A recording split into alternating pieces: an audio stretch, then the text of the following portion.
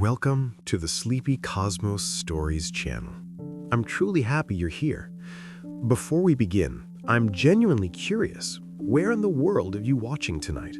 From a quiet bedroom, from a comfortable couch, or from a place where, after a long day, you finally stretched out in bed just wanting to rest? Wherever you are, I hope this is a moment where you feel comfortable, safe, and able to let your thoughts drift gently away. If you enjoy these calming cosmic journeys and would like to hear more, liking the video and subscribing helps this small channel continue its path. And to those who are already subscribed, thank you sincerely. Your support means far more than you might think. Now, I'll try not to make tonight's topic too interesting, so interesting that it keeps you completely awake. But if it does, and you can't fall asleep, then at least you'll understand a little better what dreams are, what your brain does while you sleep, and perhaps what that mysterious place is that you visit every night. A small price to pay for a sleepless night. So, shall we begin? Every night, you do something strange. You may not notice it, but you do. You lie down in bed, you close your eyes, and slowly your consciousness begins to fade. Thoughts blur. Your sense of time distorts, your body grows heavy, and at a certain point, you are no longer there. Well, you are still there, but at the same time, you are somewhere else. Sleep. In ancient times, sleep was seen as a small death. The Greeks worshipped Hypnos, the god of sleep. And do you know who Hypnos' twin brother was? Thanatos, the god of death. Twins, because they are very similar. In both sleep and death, consciousness disappears. The body becomes still. The world drifts away. But of course, sleep is reversible. Every morning, you wake up. You return. Yet every night, you experience that small death, and most of the time, you never even notice it. Why is sleep necessary? Science still doesn't fully know, but there are some theories. Brain cleaning. Throughout the day, toxins build up between the brain cells, metabolic waste. During sleep, the glymphatic system activates. Cerebrospinal fluid flows through brain tissue, washing those toxins away. It's as if the brain takes a shower at night. Memory consolidation. Everything you learn during the day is stored in temporary memory. During sleep, that information is reprocessed. What's important is transferred to long-term memory. What isn't is erased. The brain organizes, it archives. Energy conservation. While awake, the brain consumes a lot of energy, about 20% of your body's total. During sleep, that demand drops. The body rests, repairs itself, renews itself. But perhaps the most important part is this: dreams. Because sleep isn't just rest, it's also a journey to another world. Every night, billions of people travel to that world, and every morning they return. Most don't remember what they saw, but some do, and what they remember is fascinating. Sleep is not a single state. It is, in fact, a cyclical journey. When you close your eyes, you don't fall into deep sleep immediately. First, there are transition stages. Stage 1, drowsiness, on the threshold. The first 5 to 10 minutes. Your eyes are closed, but you're still conscious, slightly. Your muscles begin to relax, your breathing slows, your heart rate drops. But if you hear a sound, you wake up instantly. Sometimes there's a sudden jolt, a hypnic jerk. It feels like you're falling, your body contracts, you wake up. Why does this happen? We don't know for sure, but one theory says this: the brain interprets extreme muscle relaxation as death and jolts you awake, a survival reflex. Brain waves shift from alpha to theta, slower, more regular waves. Stage 2, light sleep. The door is closing. 10 to 25 minutes. Now you are truly asleep. Eye movements stop, body temperature drops, heart rate slows even more. In the brain, sleep spindles appear, short bursts of fast activity, and K-complexes, large, slow waves. These protect the brain from external stimuli. Even if there's a sound, you don't wake up. the brain decides not important and keeps sleeping. Stage 3, deep sleep, diving into darkness, 20 to 40 minutes, the deepest sleep. Delta waves, very slow, very powerful. The body is almost paralyzed, heart rate at a minimum, breathing very slow. Waking someone from this stage is extremely difficult. If you do wake up, you feel confused, disoriented, lost for a few seconds. This is when the body rests the most. Growth hormone is released, muscle tissue repairs itself, the immune system strengthens. But there are no dreams, or very few, because the brain is too slow, not active enough to dream. And REM sleep, the dream theater opens. And then everything changes. About 90 minutes after falling asleep, the first REM sleep begins, rapid eye movement. Behind closed eyelids, your eyes move quickly, left and right, up and down, as if you're watching something. And you are. You're watching your dream. Brain waves suddenly speed up, theta and beta, similar to when you're awake, yet you're still asleep. Your body? Paralyzed, completely. Your muscles are shut down by the brainstem. This is called REM atonia. Because if your muscles were active, you would physically act out your dreams. If you ran, you'd run. If you flew, you'd fall out of bed. So the brain locks your muscles to protect you. Only the breathing muscles and eye muscles remain active. Your heart rate becomes irregular, sometimes fast, sometimes slow. Breathing becomes uneven. Body temperature regulation weakens. And most importantly, dreams. Vivid, strange, unforgettable. The first REM phase lasts only about 10 minutes. Then you return to deep sleep, then light sleep, then REM again. Throughout the night, there are 4 to 6 cycles, and each cycle lasts about 90 minutes. And with each cycle, REM gets longer. The final REM stage can last up to an hour. That's why the longest, most vivid dreams happen toward morning, and why dreams just before waking are remembered most often. But what is a dream? Simply put, sensory, emotional, and cognitive experiences during sleep. But that definition doesn't capture the mystery. Because a dream isn't just imagination. In the moment, it feels real. The places you see feel real. The emotions you feel are real. The events you experience are real. Only when you wake up do you say, "Oh, it was just a dream." But during the dream, you don't question it. You accept everything, no matter how absurd. You're flying? Normal. You see someone who's dead? Of course. Your home suddenly becomes another city? Naturally. Critical thinking is offline. The frontal lobe, responsible for logic, judgment, and criticism, is less active during sleep. And when it's quiet, you accept everything. So, how does the brain create dreams? There are several theories. Activation synthesis theory, Hobson and McCarley. During REM sleep, the brainstem sends out random signals. A region called the pons produces bursts of electrical activity. These signals stimulate the brain's visual, auditory, and emotional centers. The cortex receives these random signals and tries to make sense of them. It synthesizes meaning. It builds a story. So a dream is essentially the brain's attempt to give meaning to random neural activation. The brain doesn't like chaos. It looks for patterns, and when it finds none, it creates a narrative. Neurobiological dream theory, Solms. Dreams are triggered by dopamine, the neurotransmitter linked to motivation, desire, and reward. During REM sleep, dopamine levels rise, activating the brain's wanting systems. That's why in dreams, you're often pursuing something, trying to get somewhere, searching for someone, striving to achieve something. Dreams are a theater of desire.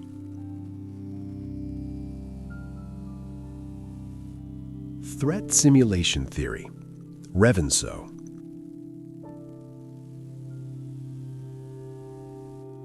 An evolutionary perspective. Dreams evolved to help us survive. Because dreams often contain threats. You're being chased, you're falling, you're lost, you're in danger. The brain simulates these scenarios. It rehearses responses. It learns how to react under threat. So when a real danger appears in waking life, the brain is prepared because it has practiced many times in dreams. Emotional regulation theory. Dreams process emotions, especially negative ones. Stress, fear, anger, sadness experienced during the day are reprocessed at night. The brain digests these emotions, softens them, integrates them. That's why you often feel better in the morning. Dreaming acts like emotional therapy. Which theory is correct? Maybe all of them. Maybe none of them. Maybe dreams serve multiple functions at once. But one thing is certain. Dreams are not random accidents. They are an active, meaningful process of the brain.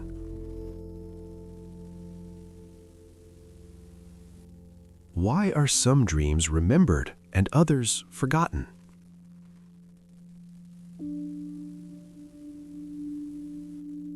When you wake up, sometimes you remember a dream vividly, every detail, every emotion, as if you truly lived it. Other times, you remember nothing. You don't even know you dreamed. Why?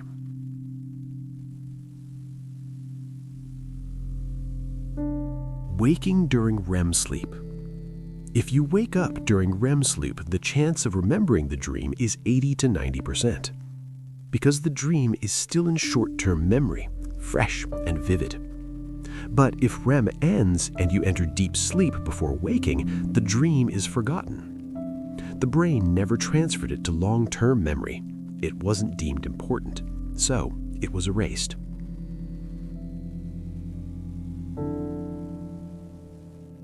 Emotional intensity.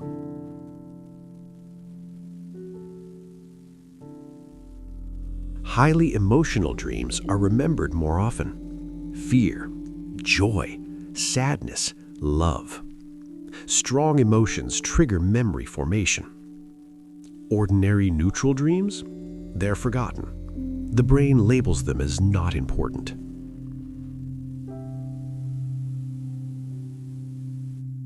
Rehearsal.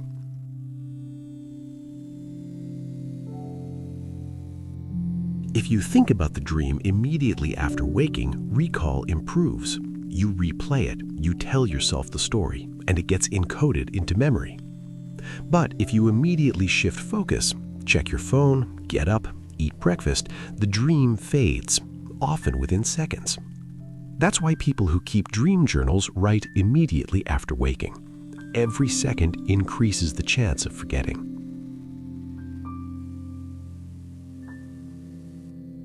Brain chemistry.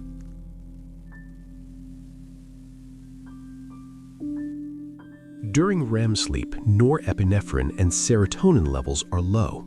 These neurotransmitters are important for memory formation. Because they're low, dreams form weak memories, so they fade. But sometimes, as you wake up, these levels rise rapidly, and suddenly the dream is stamped into memory. That's why some dreams stay with you, and others vanish forever. Is there such a thing as dreamless sleep? Or do we dream every night? Some people say, "I don't dream, I never do." But this is almost certainly not true, because everyone enters REM sleep every night, and during REM sleep, dreaming occurs always. The difference is not dreaming versus not dreaming, it is remembering versus forgetting. Studies show that 80 to 90% of people awakened from REM sleep report a dream. Among those awakened from non-REM sleep, the rate is 50 to 60%. So yes, dreams also occur during non-REM sleep, but they are less vivid, more abstract, more fragmented. Some people simply don't remember their dreams. That doesn't mean they aren't dreaming. There are only a few rare exceptions. Certain types of brain damage can eliminate dreaming, especially damage to the parietal lobe. But this is extremely uncommon.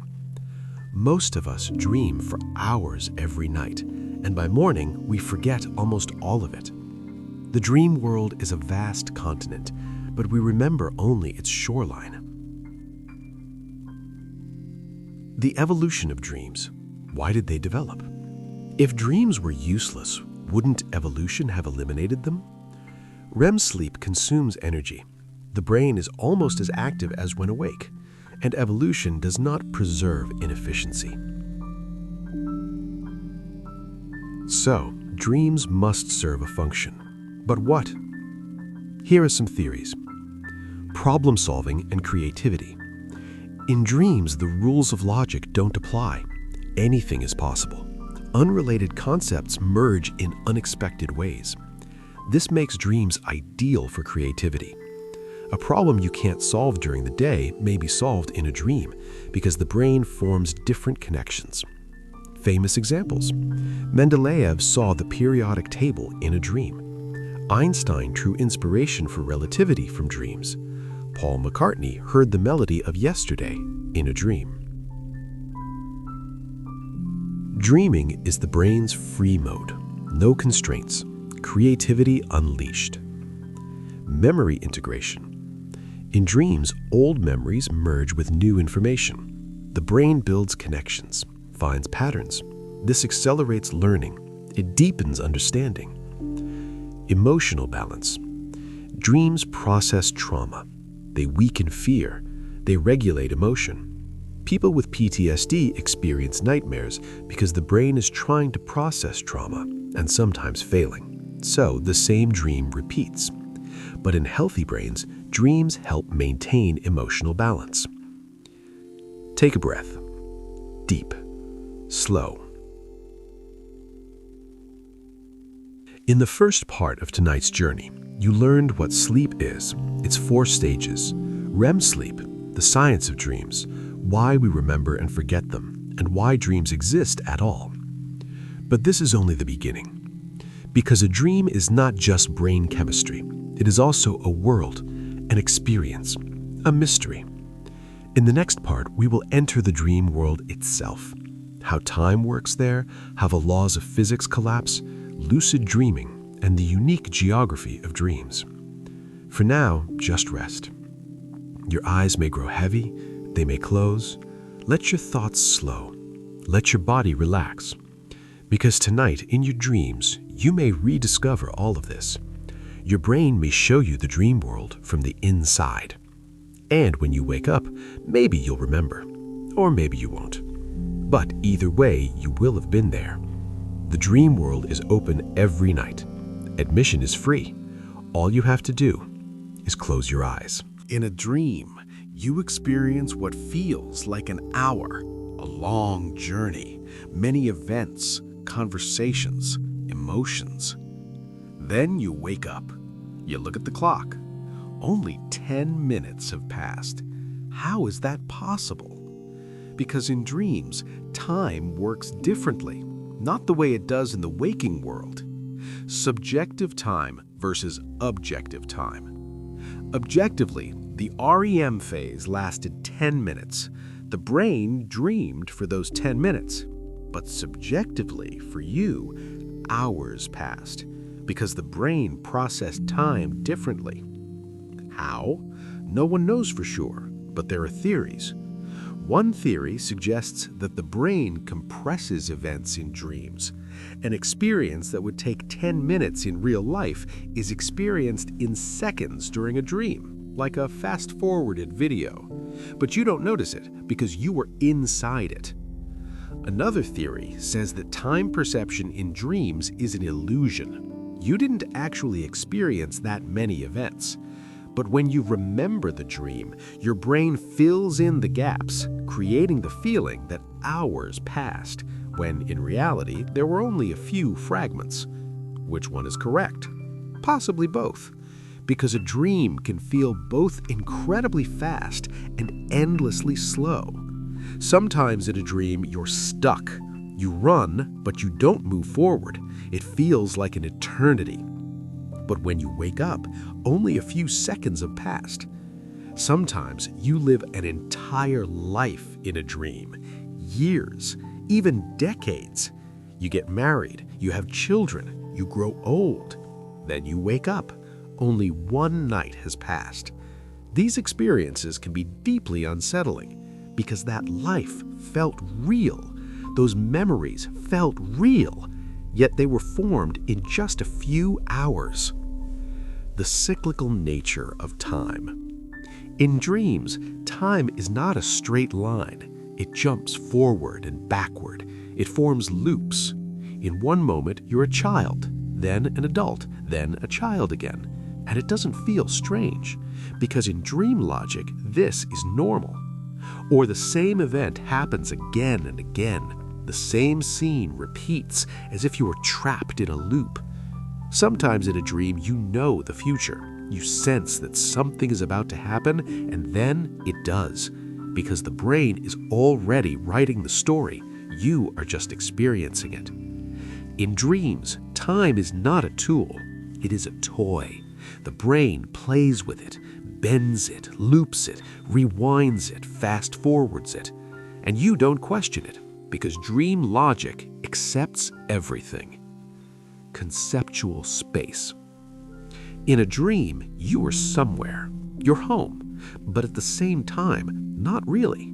The rooms are different, the doors are in the wrong places, the windows show impossible views.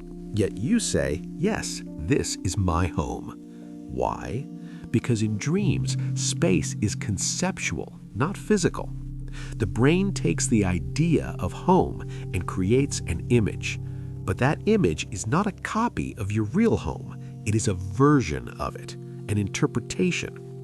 That's why it feels familiar and unfamiliar at the same time. Impossible architecture. Do you know the drawings of M.C. Escher? Endless staircases, you walk up but you're going down, doors that lead to nowhere, contradictory perspectives. Dreams are like that. Impossible architectures feel normal. You're inside a building, you go upstairs, but the upper floor is actually the basement. You leave a room and enter the same room again. You open a door, not to the outside, but to another interior space. Physics doesn't exist. Logic doesn't exist. Only dream logic exists, and it accepts everything. Instant transitions between places. One moment, you're in New York. The next second, you're in your childhood home. How did you get there? You don't know, and it doesn't matter. In dreams, movement between places is instant, like teleportation. You may notice it, or you may not, but even if you do, you don't question it, because in the dream world, there is no physical continuity. You don't need a journey to go from one place to another, you're simply there. The brain cuts scenes, like film editing. One scene, then another, and it feels natural. Familiar places rearranged. The places in your dreams are usually familiar, but never exactly the same. Your childhood home and your current home merge. Your school building and your workplace become one place. The seaside and the mountains sit side by side. The brain mixes locations from memory, recombines them, creates new combinations. That's why a place in a dream feels deeply familiar. You say, "This is my home." But when you wake up, you think, "No, my home was never like that." Because in the dream, it wasn't a physical place. It was the concept of home. In a dream, you are flying. You spread your arms and rise. You glide through the sky. It feels completely natural. In the waking world, you know you cannot fly. There is gravity. But in a dream, gravity is optional. Flying is one of the most common dream experiences. Almost everyone has had a flying dream at least once. Why? Because the brain can switch off the gravity simulation. The vestibular system is inactive. Your body is lying still in bed. There is no movement. But the brain is simulating movement, and without gravity, flying feels natural. Sometimes in a dream you are swimming, but not in water, in the air. You move your arms, you move forward. It makes perfect sense. Sometimes you jump, but very high. You clear buildings, you descend slowly, as if you were walking on the moon. The laws of physics are flexible. The brain plays with them. In a dream, you walk through a wall. Solid matter is not an obstacle. Your hands sink into the wall. Your body passes through. You emerge on the other side. Or a door is locked, but you don't care that it's locked. You push it and it opens. Or it doesn't open, yet you are still inside. The solidity of matter is relative in dreams. Sometimes solid, sometimes not. It depends on the brain. Suddenly, you are someone else, a different person, yet you are still you. You look in a mirror and see another face, but that face is you. Or your body changes. It grows taller, shorter, older, younger. Identity is not fixed, it is fluid. Other people change too. A friend suddenly becomes your mother, and you find this completely normal. Of course, you think that's who they always were. In a dream, you can rewind time. Something went wrong. No, wait, let me do that again, you say, and time rewinds. You relive it. Or you fast forward, a boring part. Let's skip this, you say, and it is skipped. The brain controls the scenario, and you are both the director and the actor. Lucid dreaming, becoming aware within the dream. But sometimes something happens in a dream. You notice something strange. Wait, this is impossible. Is this a dream? And at that moment, you wake up. But not really.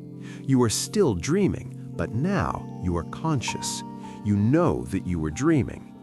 This is a lucid dream. In a normal dream, there is no awareness. You accept everything. You do not question it. But in a lucid dream, awareness appears. You know this is a dream, and that knowledge changes everything. Because now you can control it. You can go wherever you want. You can do whatever you want. You can fly, transform, create. The only limits are your imagination, and in dreams, imagination is infinite. How do you have lucid dreams? Lucid dreaming can happen naturally, but rarely. Most people experience it only a few times in their lives, but it can be learned. With practice, the frequency of lucid dreams can increase. Some techniques, reality checks. During the day, ask yourself, am I dreaming? Do a test. Count your fingers. In the real world, you have 5 fingers, but in dreams, sometimes there are 6, sometimes 4, sometimes they are fused together. Or look at some text, then look away, then look back at the text. In the real world, the text stays the same. In dreams, it often changes. Letters become distorted or meaningless. If you do these checks during the day, they become habit, and you will do them in a dream. And then you will realize, wait, I have 7 fingers. This is a dream. Mild technique, mnemonic induction of lucid dreams. Before falling asleep, tell yourself, tonight I will realize that I am dreaming. Recall your last dream. Imagine becoming lucid in that dream. Imagine saying, oh, this is a dream. Plant that intention in your mind. Send it to your subconscious. Very often, it works.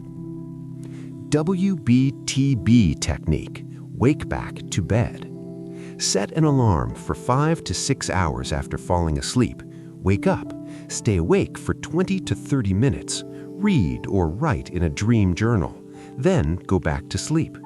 This time, you enter REM sleep more quickly, and the chances of a lucid dream increase.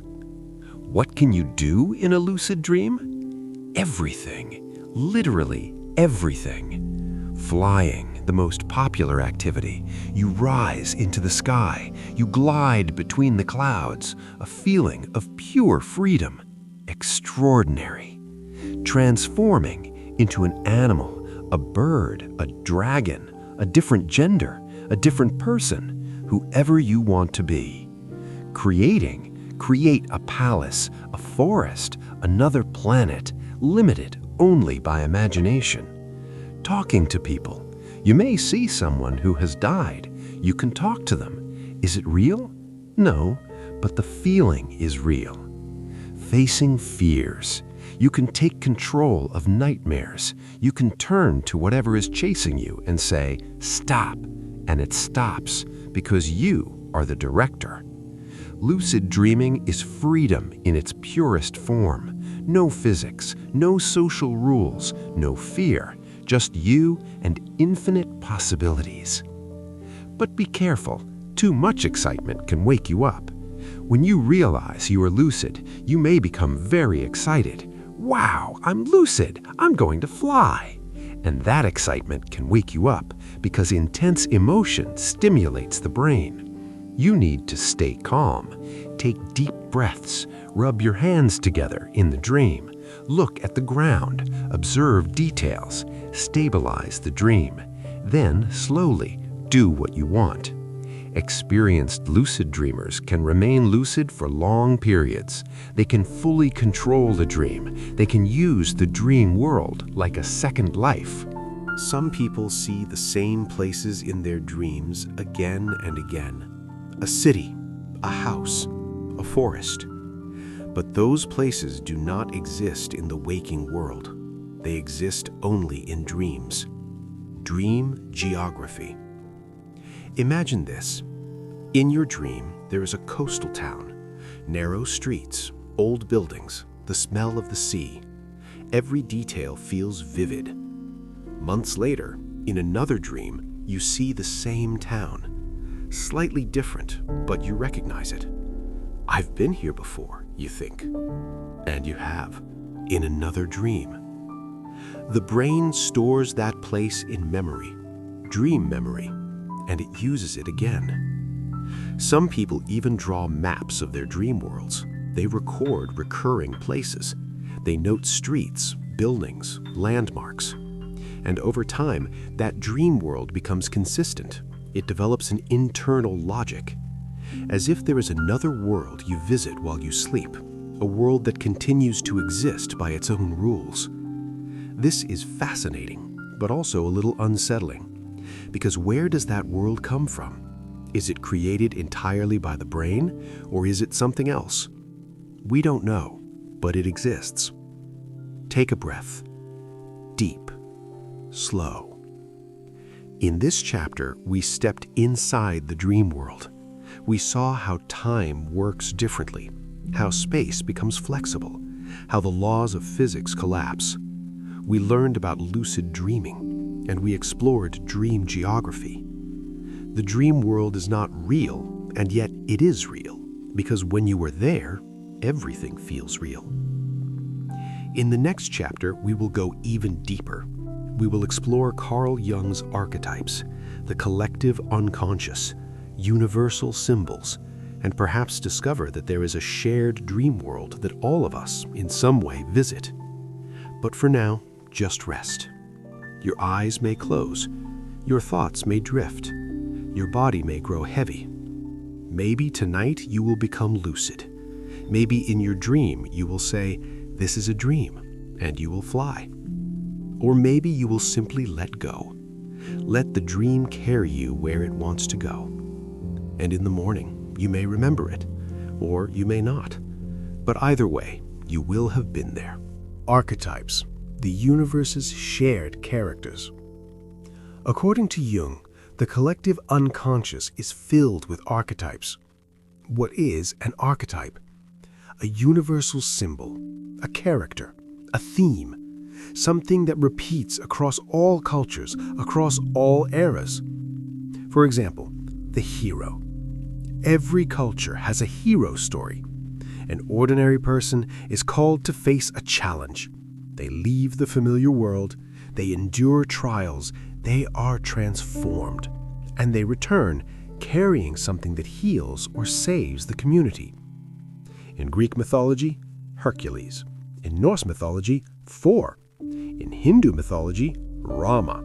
In modern stories, Luke Skywalker, Harry Potter, Frodo. The same story, different costumes, because the hero is an archetype. And in dreams, you meet the hero too. Sometimes you are the hero. You fight a monster.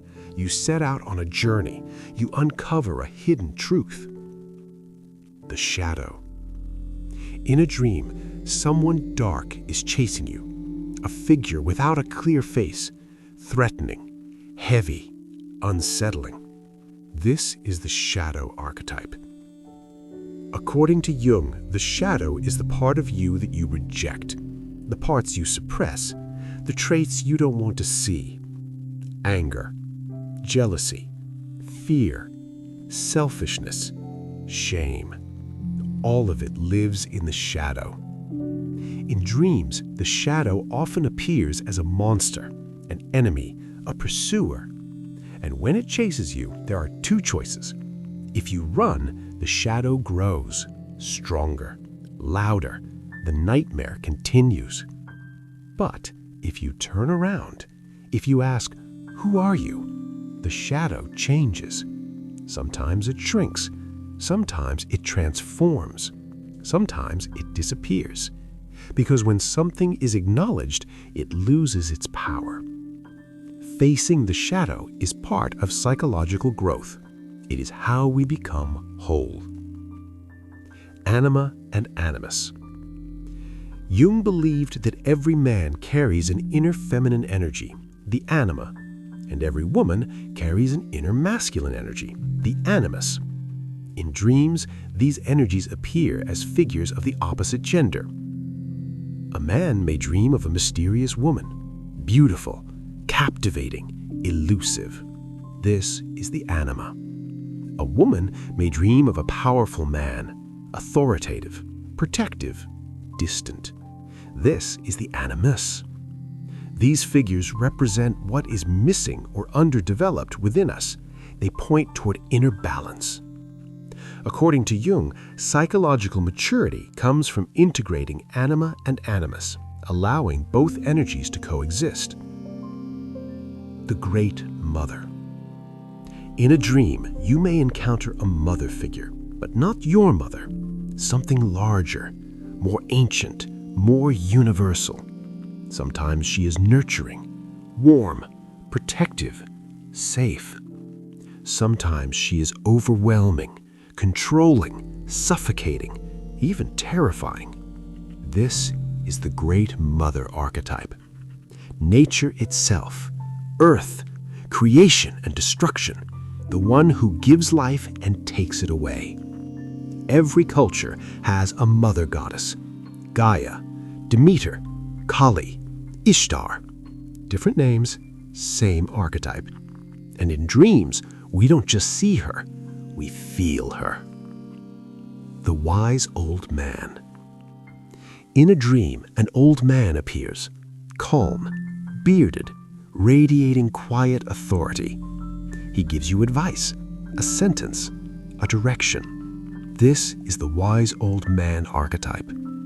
Gandalf, Dumbledore, Yoda, modern masks of the same ancient figure. According to Jung, this figure represents your inner wisdom, your unconscious guiding you. If you meet a wise figure in a dream, listen carefully, because at a deeper level, that voice is you, speaking from a place older and wiser than your waking mind. Beyond archetypes, there are also universal symbols. Water. In dreams, the ocean, rivers, lakes, rain, floods. Water represents your emotions and the depth of your unconscious. Calm water, peaceful emotions, balance. Rough water, turbulent emotions, chaos. Deep water, the unknown, fear, mystery. Diving underwater, descending into the unconscious, exploration. Drowning, being overwhelmed by emotions. Jung said that water has always symbolized the unconscious because it is unseen, deep, and mysterious. Fire. In dreams, fire, flames, light, explosions. Fire represents transformation, passion, anger, destruction, and rebirth. Controlled fire, a fireplace, a candle, warmth, safety, illumination. Uncontrolled fire, a blaze, destruction, chaos, but also purification. The myth of the phoenix, being reborn from ashes, burning in fire and being created anew. If you see fire in a dream, something is ending and something else is beginning. Earth. In dreams, mountains, caves, forests, soil. Earth represents stability, foundation, roots. Climbing a mountain, striving toward goals, ascent. Entering a cave, an inner journey, discovery, hidden knowledge. Being buried in the earth, death, rebirth, transformation. Earth is also connected to the Great Mother because the earth creates and takes back. Air.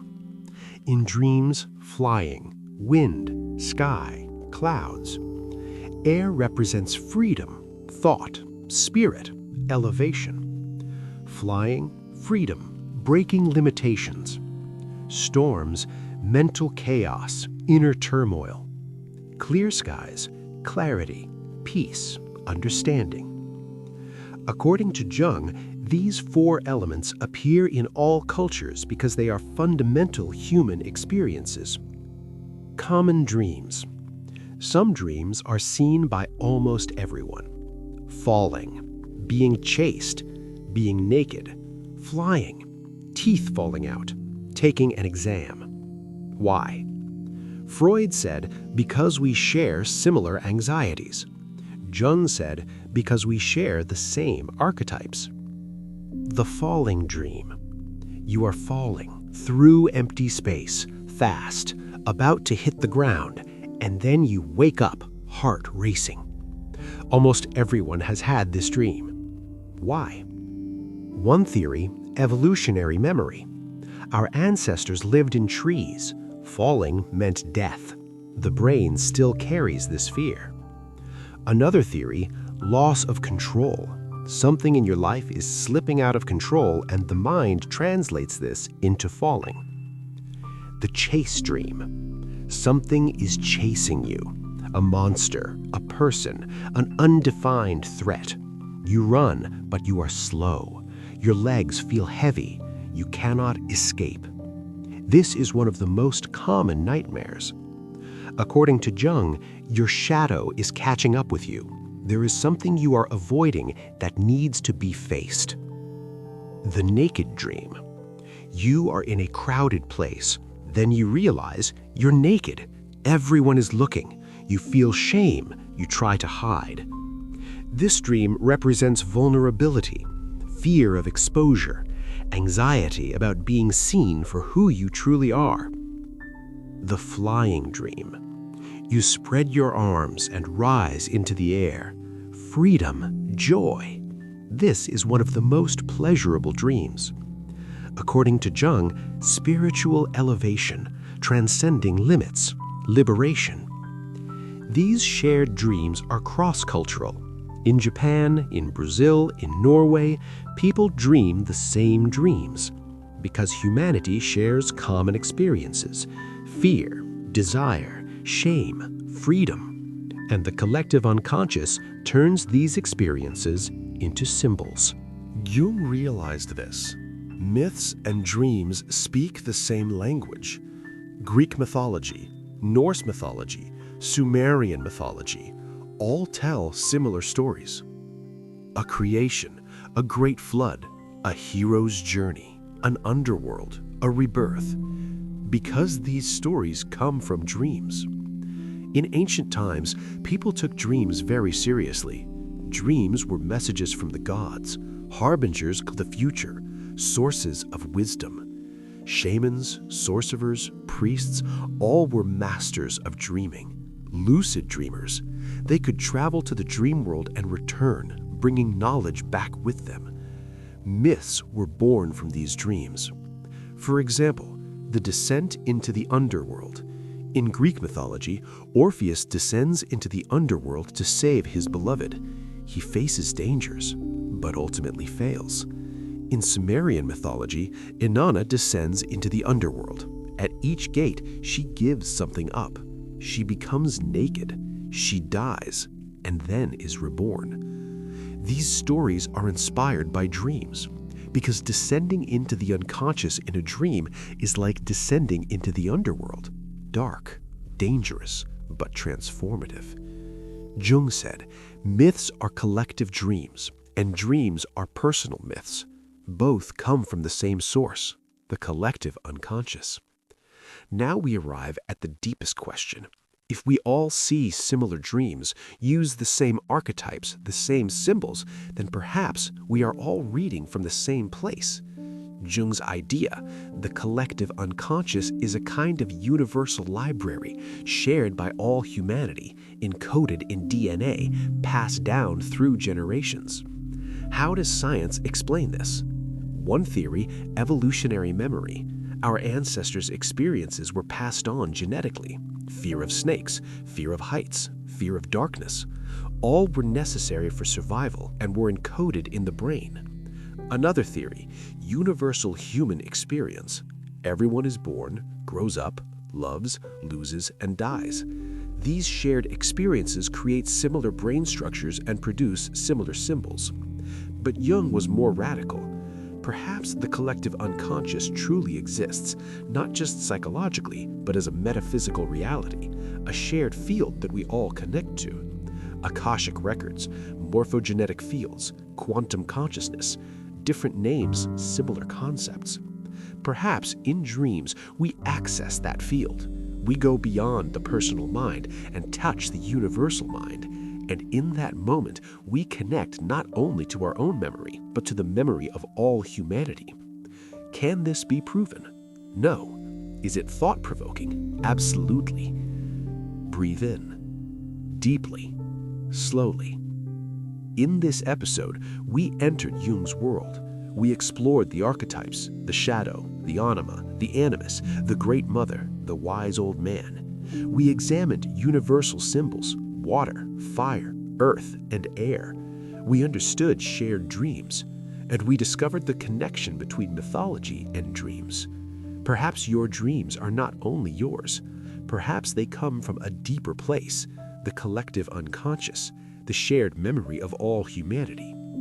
In the next episode, we will go even further into quantum consciousness theory, parallel universes, the many worlds interpretation, and perhaps we will discover that dreams are windows into other realities. But for now, just peace. Your eyes may close, your thoughts may drift, your body may sink into the bed. Perhaps tonight you will encounter an archetype, your shadow, your anima, the wise old man, and perhaps that figure will give you a message from your unconscious, or perhaps from the collective unconscious. Listen, because dreams are speaking to you every night.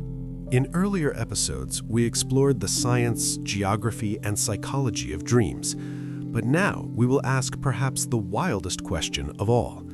What if dreams are not just imagination? What if we are actually going somewhere else, to a parallel universe, an alternative reality?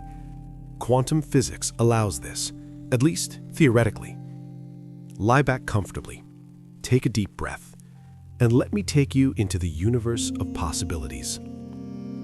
The early 20th century, physicists began looking inside atoms and discovered something incredibly strange.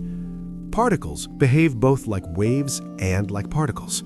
Sometimes they are in one place, sometimes in many places. Sometimes they exist, sometimes they do not. Heisenberg's uncertainty principle. You cannot know both the position and the speed of a particle at the same time. When one becomes precise, the other becomes uncertain. Schrödinger's cat. A box. Inside it, a cat. Both alive and dead until the box is opened. Observation creates reality. It sounds insane, but it has been confirmed again and again. This is how the quantum world works. But what about the macroscopic world, our world? Are we subject to quantum rules? Most physicists say no. Large objects obey the laws of classical physics. But some physicists and philosophers say maybe. Maybe consciousness itself is a quantum phenomenon. And if that is true, dreams may be far more interesting than we think. Quantum consciousness theory. Is the brain a quantum computer? In the 1990s, Roger Penrose, a mathematician, and Stuart Hameroff, an anesthesiologist, proposed a radical theory. Consciousness arises from quantum mechanics. How? Microtubules, tiny structures inside neurons, cylindrical, made of protein chains. Penrose and Hameroff suggested that these microtubules perform quantum computation. They exist in superposition, meaning many states at once, and consciousness emerges when these quantum states collapse. Observation, decision, choice. Most neuroscientists rejected the idea. The brain is too warm, too wet. Quantum states would collapse instantly. Decoherence, impossible. But Penrose and Hameroff persisted. Perhaps microtubules create a special environment, one that preserves quantum states. It has not been proven, but it has not been completely disproven either. And if it is true, then consciousness is not just classical computation. It is quantum computation, superposition, entanglement, many worlds. And dreams? Perhaps dreams are a freer expression of these quantum states. The many worlds interpretation. Every possibility happens. One of the most extreme interpretations of quantum mechanics, the many worlds interpretation, proposed by Hugh Everett in 1957. It says this: at every quantum event, all possible outcomes occur, but in different universes. For example, an electron passes through two slits. Which slit does it go through? Both. In one universe, the left slit. In another, the right. At every moment of choice, the universe splits. In one branch, you drink coffee. In another, you drink tea. Both are real, but in different universes. That means there are infinitely many parallel universes, each following a different chain of possibilities. Is it crazy? Yes, but it is mathematically consistent, and some physicists take it seriously. So how does this relate to dreams? One theory: in dreams, you experience parallel universes. When you're awake, your consciousness may be locked into one branch of reality, but when you sleep, that lock loosens, and you drift into other branches. In a dream, you chose a different career. You live in a different city. You are with a different partner. Maybe that's not just imagination. Maybe it's the life of you in another universe. Impossible to prove, but not impossible either. In quantum mechanics, superposition, a particle exists in more than one state at the same time. Both up and down, both left and right, both A and B, until it is observed. Then it collapses into a single state. Could something similar apply to consciousness? Perhaps when you are awake, your consciousness is in a collapsed state, one reality, one self, one condition. But when you are asleep, maybe you enter superposition, existing in many versions at once. In a dream, you can be both a child and an adult at the same time, both here and there, feeling fear and joy simultaneously. Logic rejects this. These are contradictions. But the quantum world accepts contradictions. Everything can exist at the same time. Perhaps the dream state is the consciousness level counterpart of quantum superposition. In a lucid dream, you make a decision. I will fly, you say, and you fly. In an ordinary dream, things simply happen to you. There is no choice. You go with the flow. According to the many worlds interpretation, every decision creates a branching path. So what about the decisions you make in dreams? Perhaps those are transitions between branches. In one dream, you turn left and have an adventure, but in another universe, you turn right and experience a different one. When you wake up, you remember only one, but perhaps both happened, experienced by different versions of you. Some lucid dreamers sense this. In the dream, there are infinite possibilities. Which one should I choose? Maybe this is not just imagination. Maybe you're truly moving between branches. In a dream, you see someone who has died. Your mother, your father, a friend. You talk, it feels real. They're there. When you wake up, you say it was just a dream, but the feeling was real. Maybe in another universe, that person is still alive, and in the dream, you connected with that universe, spoke to that version. Or perhaps that person's consciousness is spread across many universes, and in the dream, you encountered a different version of them. There is no proof, but it is a comforting thought. Your lost loved ones may still exist somewhere else, and in dreams, you may meet them. Do you know the Mandela effect? When many people remember the same thing incorrectly. For example, does Curious George have a tail? Many people say yes, but no, he doesn't. Does the Monopoly Man wear a monocle? Many people say yes, but no, he doesn't. Is it Berenstein Bears or Berenstain Bears? Many people say Berenstein, but it's Berenstain. Why? Science says false memory. The brain fills in gaps. It mixes similar things together. But some people say, no, maybe we moved between parallel universes. In one universe, it was Berenstein, but now we're in the Berenstain universe. Is it crazy? Yes.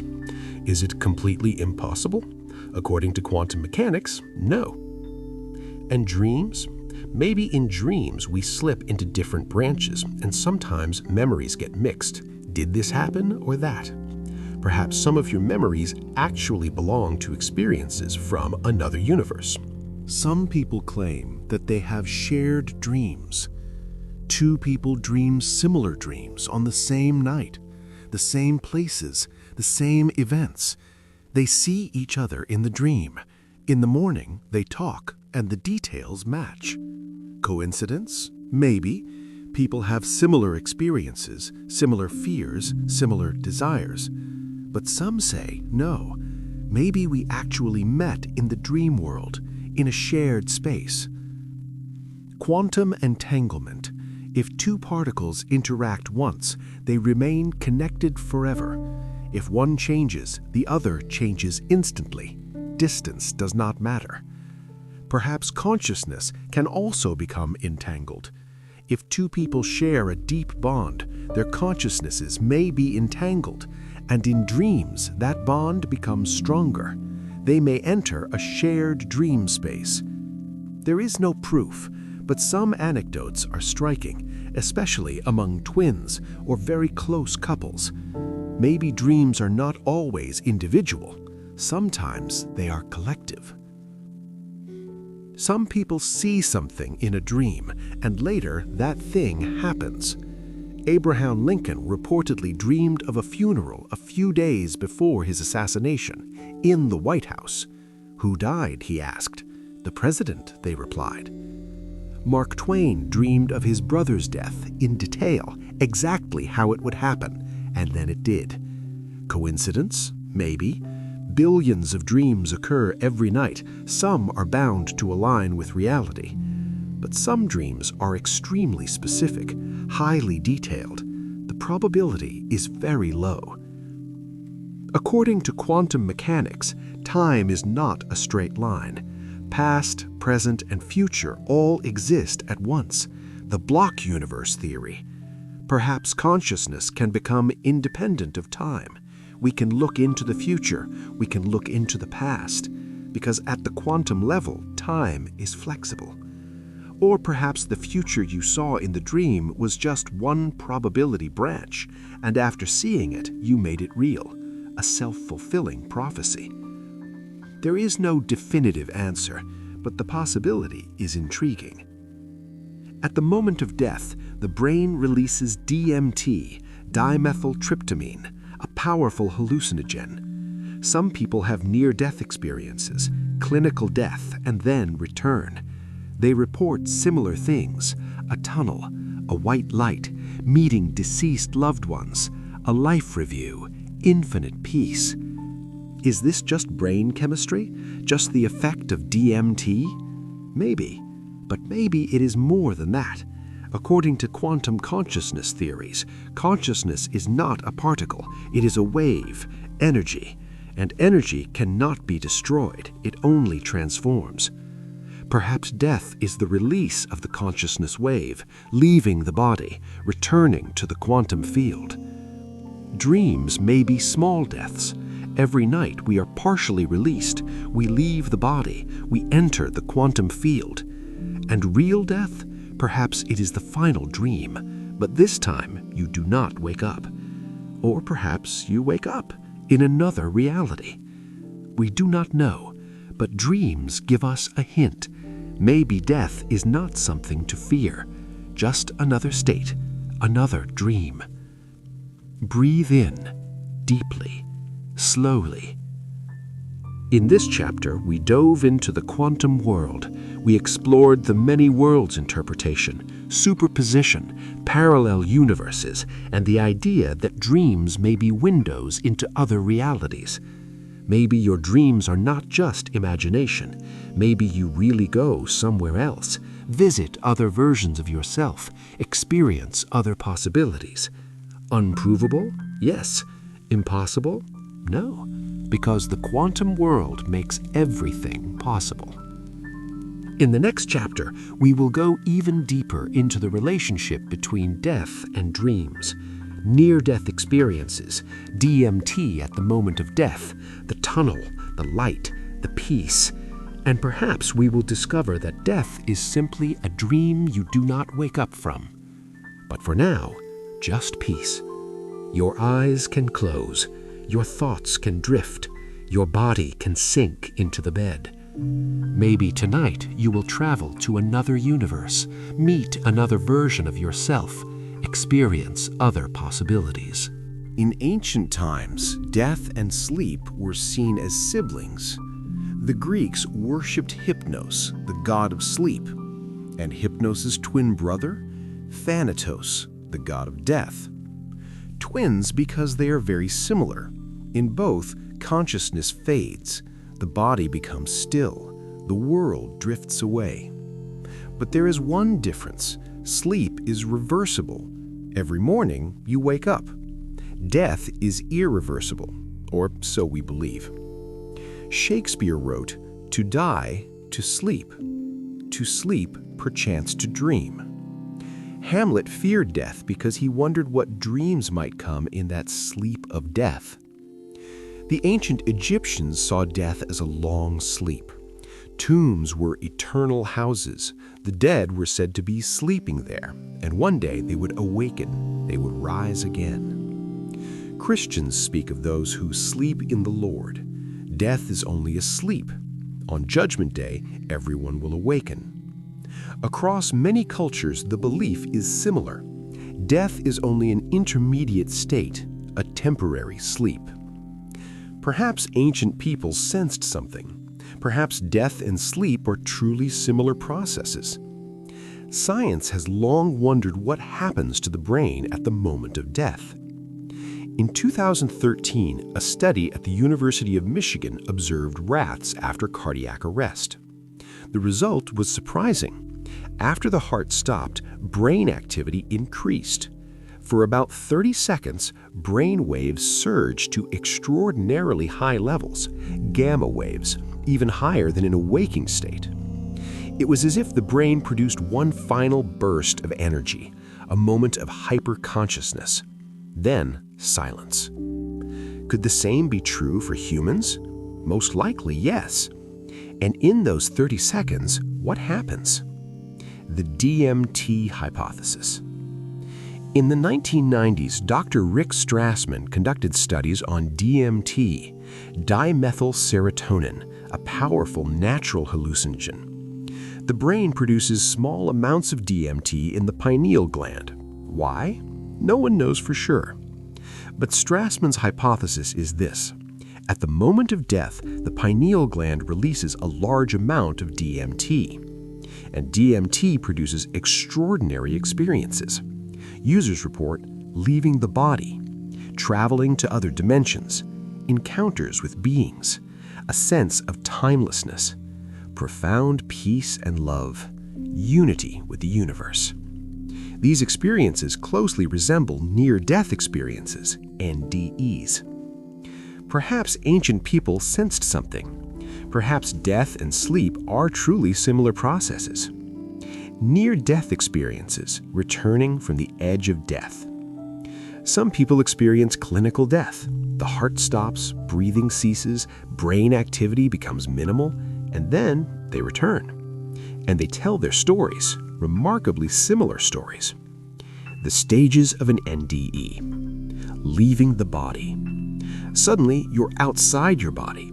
You see yourself from above, on a bed, an operating table, at the scene of an accident.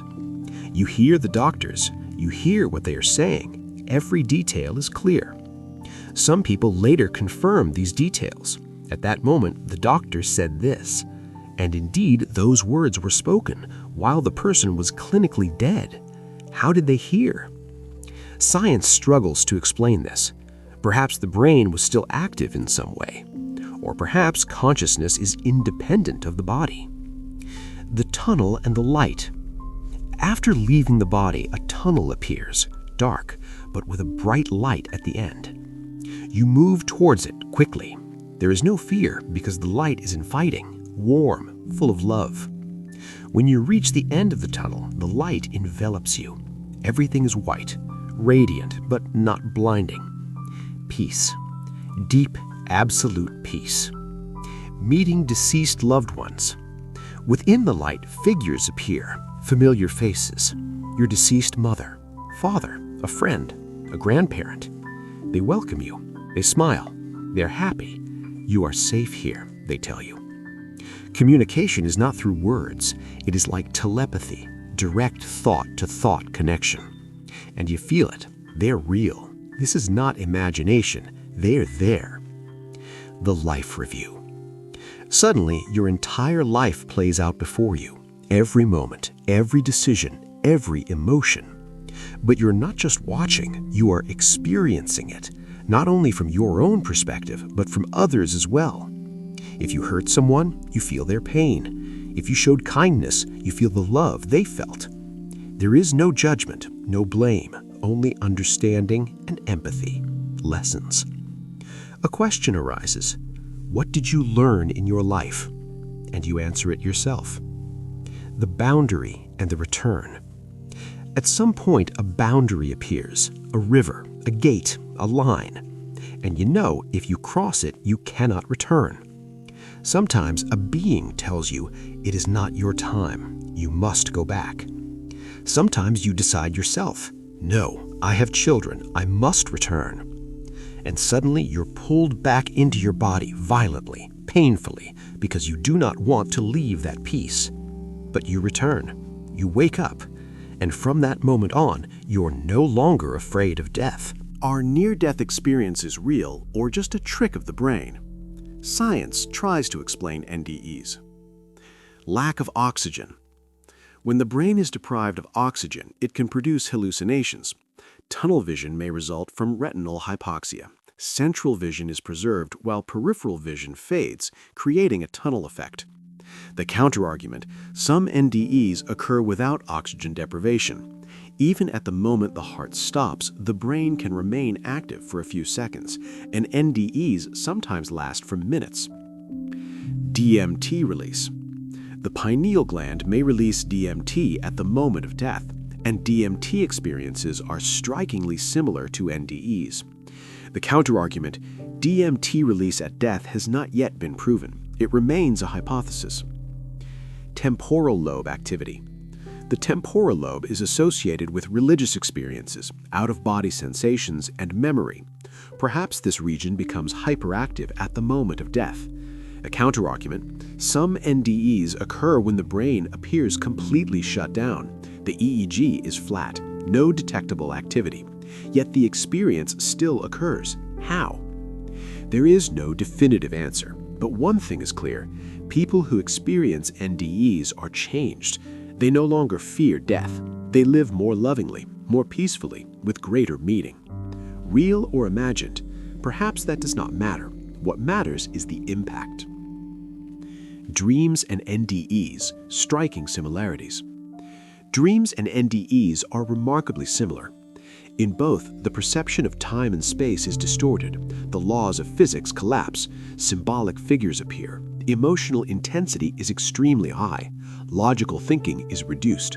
Upon waking, the question arises, was it real? Perhaps an NDE is a deep dream, or perhaps a dream is a small NDE. Every night we die a little, consciousness fades, the body becomes still, and we go somewhere else, to the dream world. Are we afraid? No, because we know we will return. Perhaps death is simply the same, a longer sleep, a deeper dream, but still a continuation. If we can die every night and return in the morning, perhaps real death is simply a longer version of the same process. Those who experience NDEs say, I no longer fear death because I know there is peace there is love, there is continuation.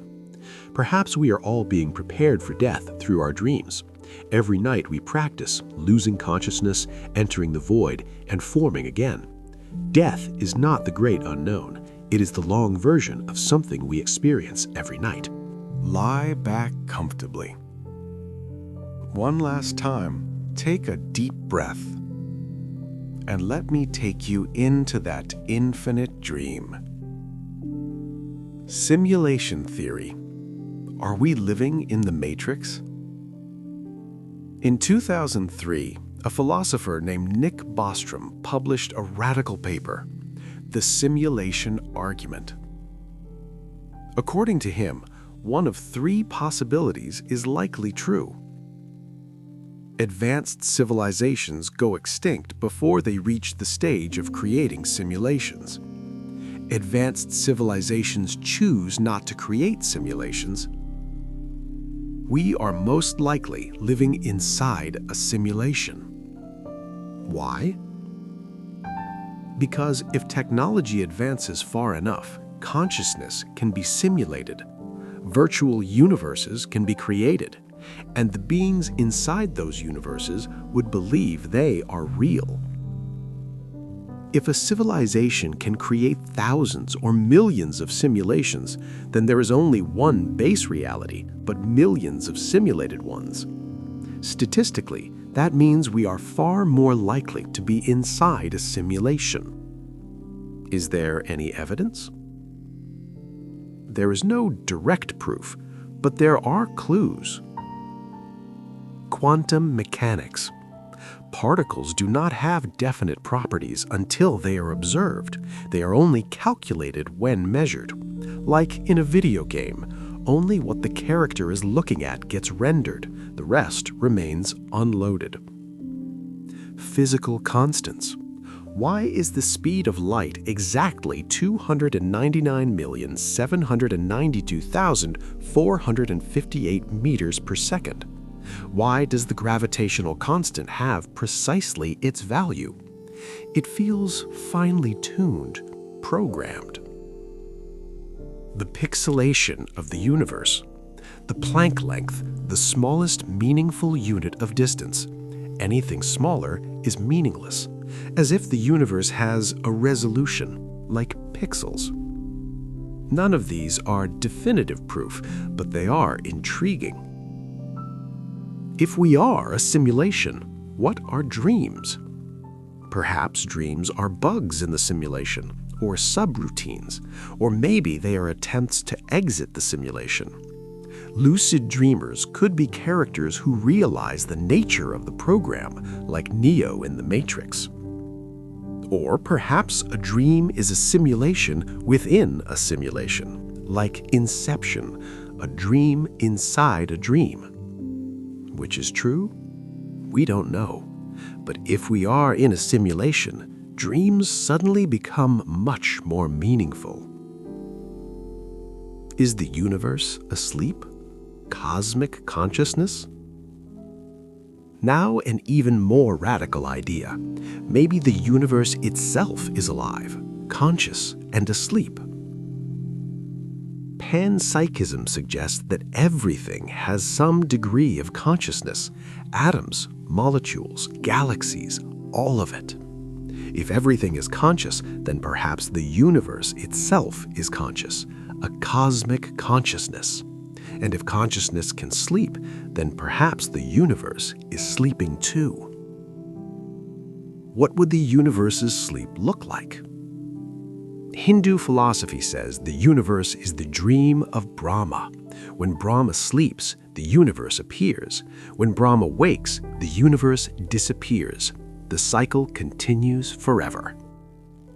One day of Brahma lasts 4.32 billion years. One night of Brahma lasts 4.32 billion years.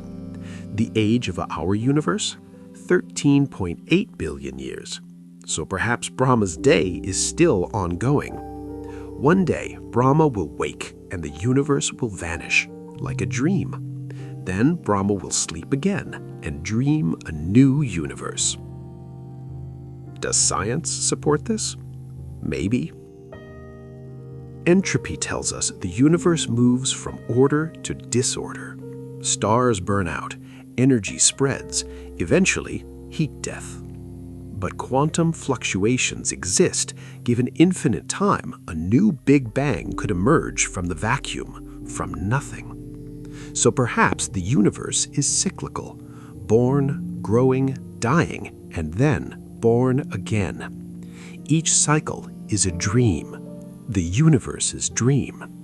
And us? We are the characters inside that dream. You are the universe's dream.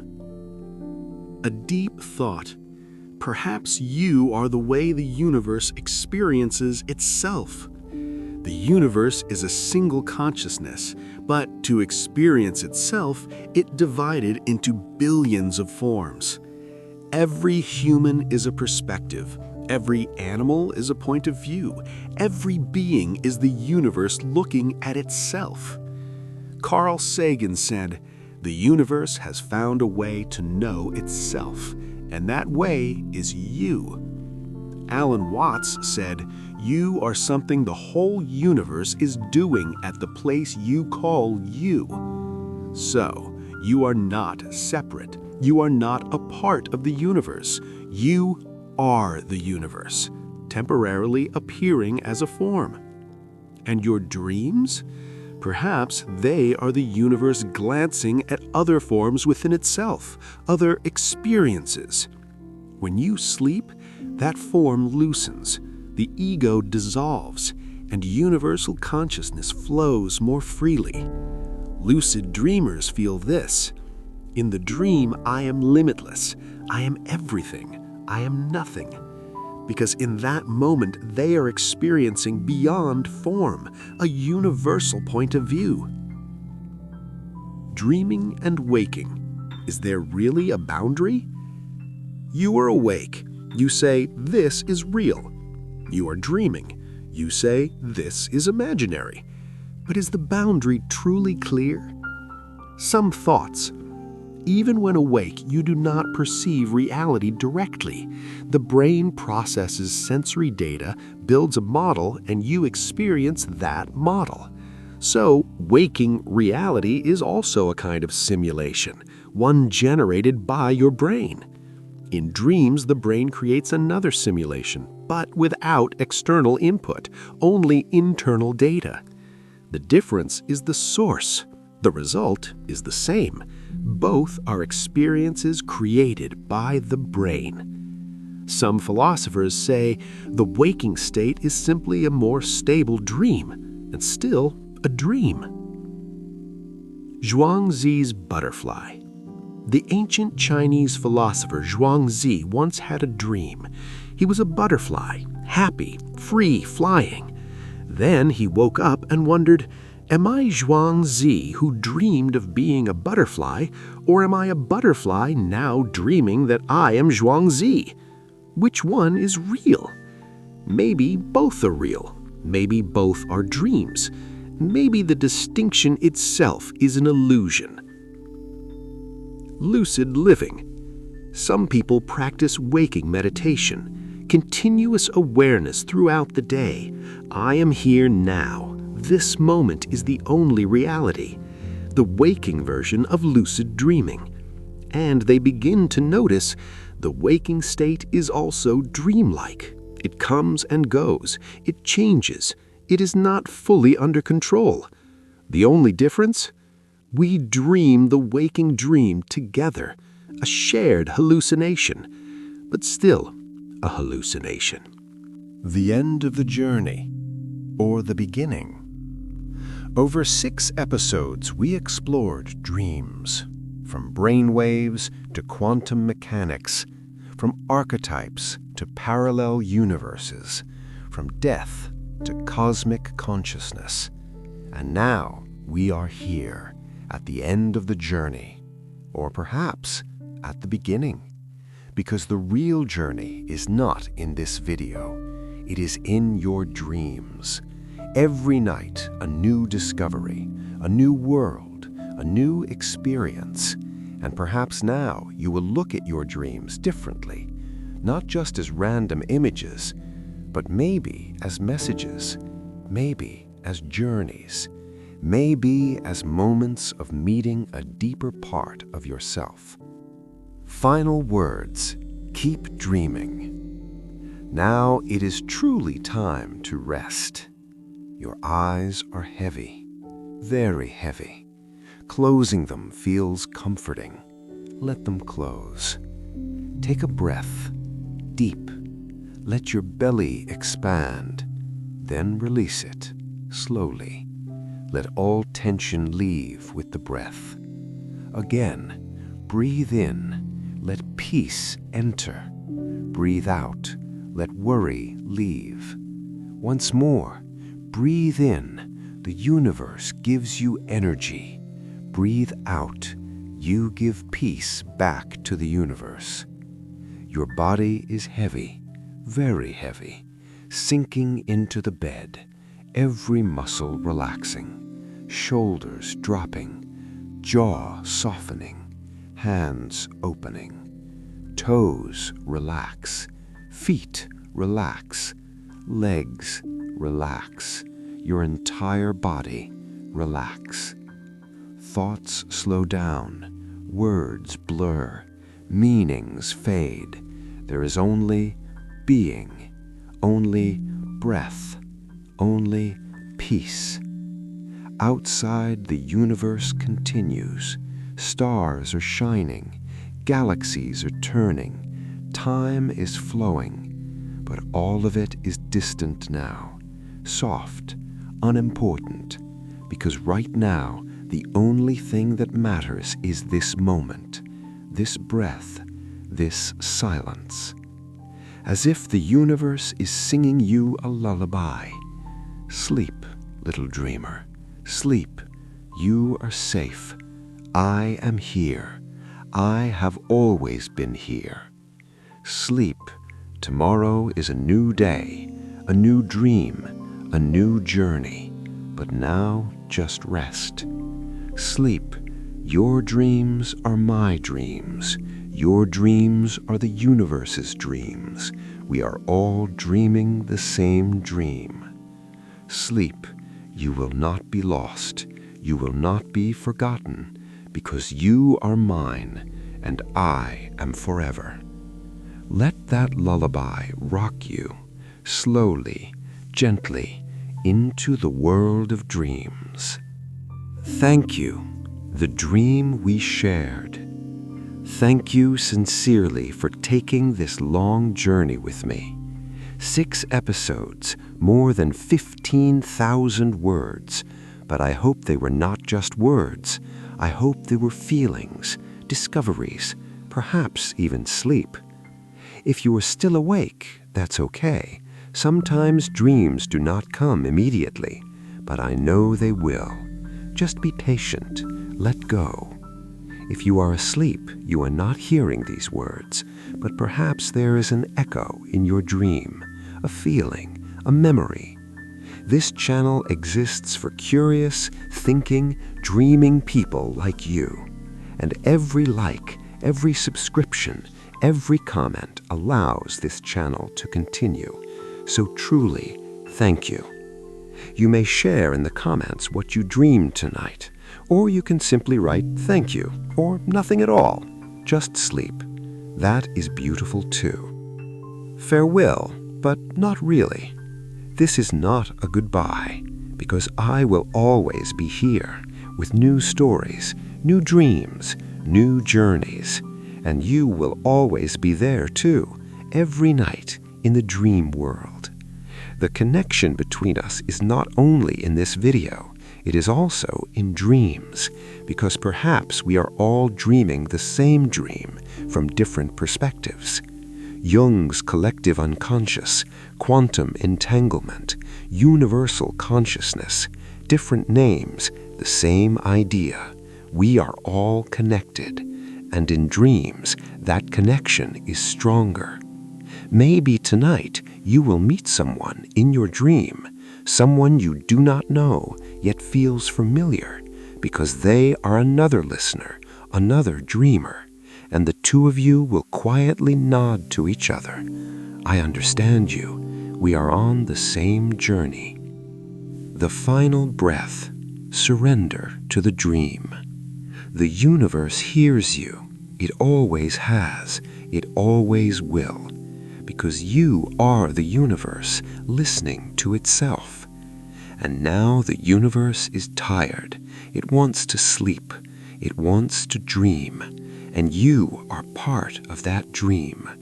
Let your eyes close. Let your breath slow. Let your thoughts fade. Let the dream begin. Because the dream world is waiting for you. Every night, the doors are open, the paths are ready, the adventures are endless. All you need to do is surrender. Let go and go. Where? Wherever you wish, because in dreams, everything is possible. Everything. Good night, dear dreamer. Good night, dear piece of the universe. Good night, dear you.